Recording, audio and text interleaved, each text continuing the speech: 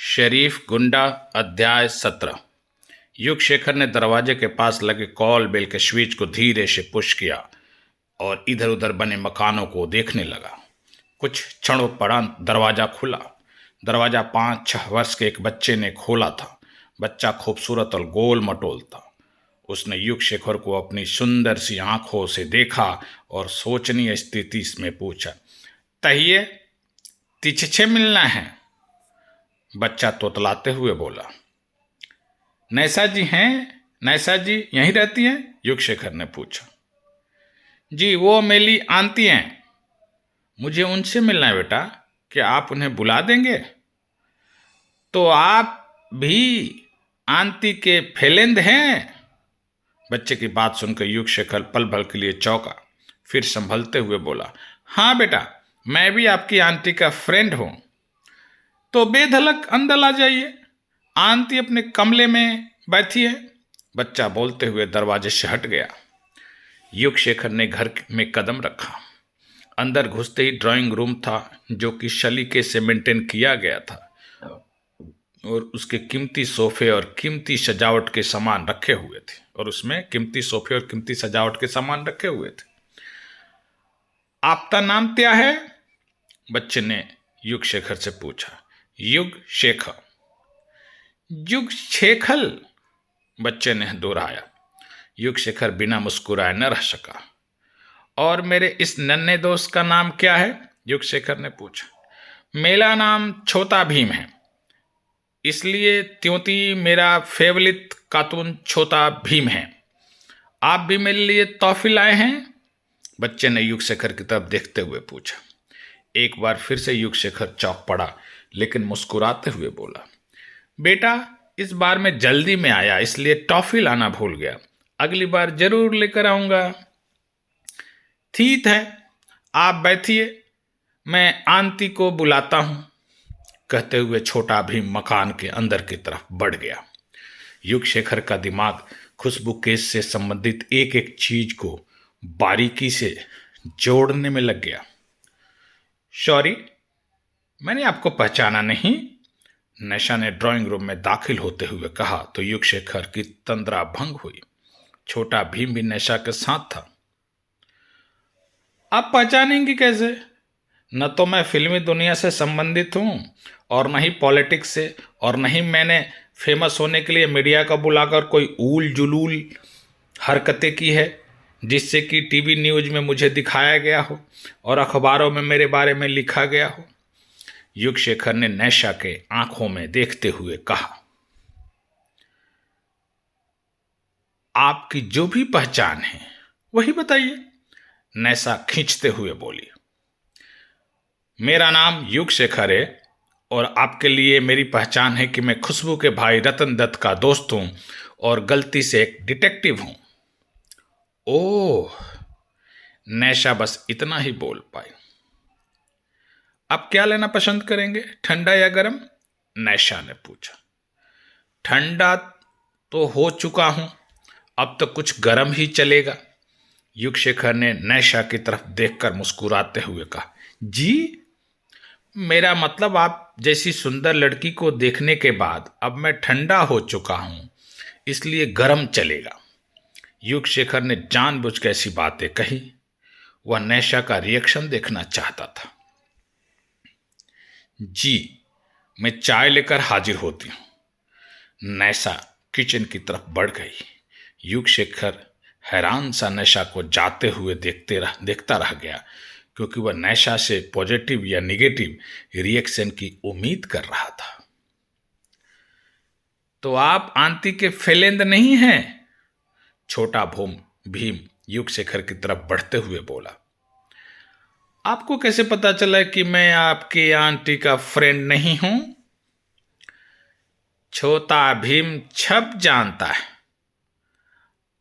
अगर आप आंटी के फ्रेंड होते तो आंटी आप तो गले लगाती और फिर अपने कमरे में ले जाती और दरवाजा अंदर से बंद कर देती, लेकिन आंटी ने ऐसा नहीं किया।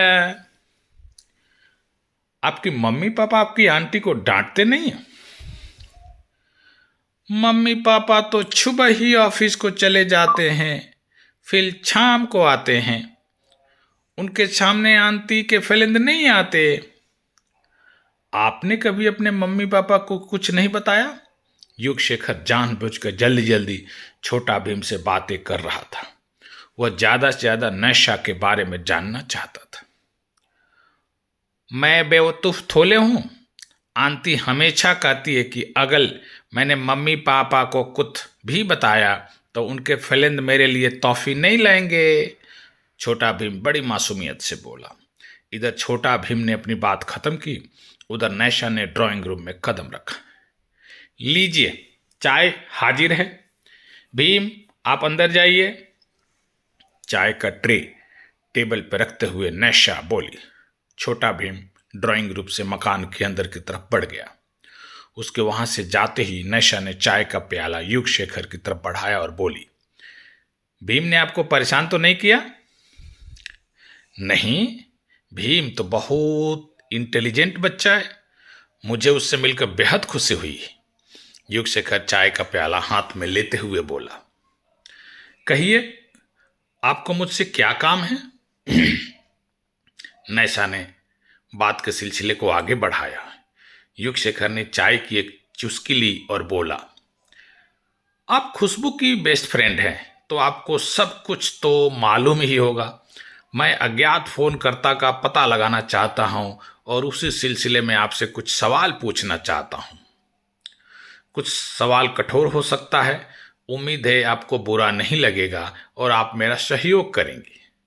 युगशेखर एक ही सांस में बोल गया। आप मुझसे क्या पूछना चाहते हैं?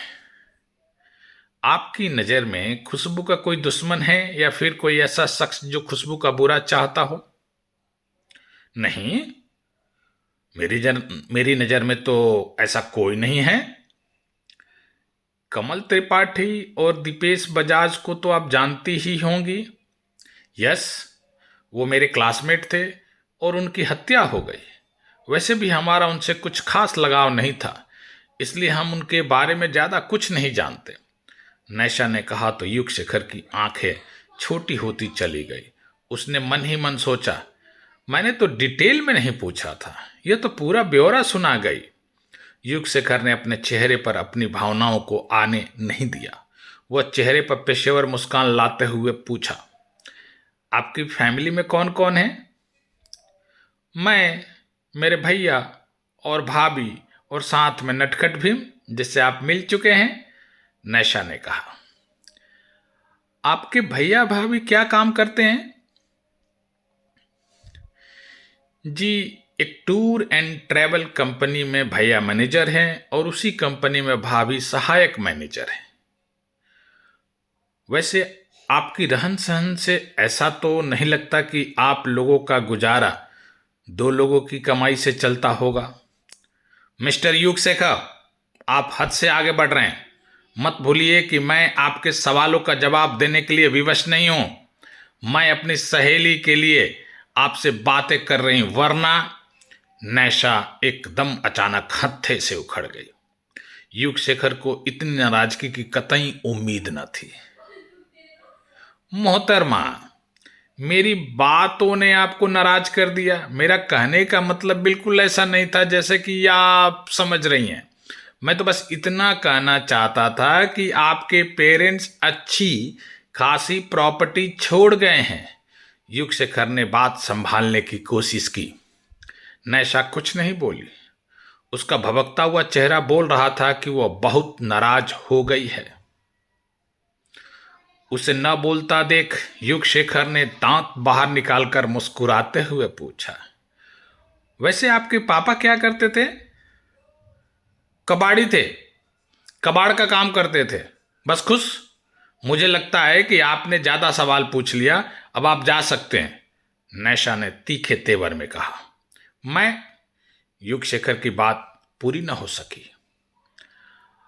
अगर मुझे कुछ पता चला तो मैं खुशबू के माफित आपको बता दूंगी। थैंक यू, कहता हुआ युगशेखर सोफा से उठ खड़ा हुआ। नैशा के चेहरे पर गुस्सा अभी भी बरकरार था। युगशेखर ने नैशा को देखा और उसके चेहरे को पढ़ने की कोशिश की। इससे पहले नैसा फिर से कुछ बोलती, युगशेखर पलटा और लंबी लंबी डेग भरता हुआ दरवाजे की तरफ बढ़ गया। बाहर निकलकर वह बड़बड़ाया, कहीं नैशा मेरे सामने एक्टिंग तो नहीं कर रही थी? उसका इतना गुस्सा, इस बात का सबूत है या तो वह बिल्कुल ईमानदार है या फिर कुछ छुपाना चाहती है, इसलिए घबरा गई थी और मेरे सवालों से बचने के लिए गुस्से का सहारा लिया।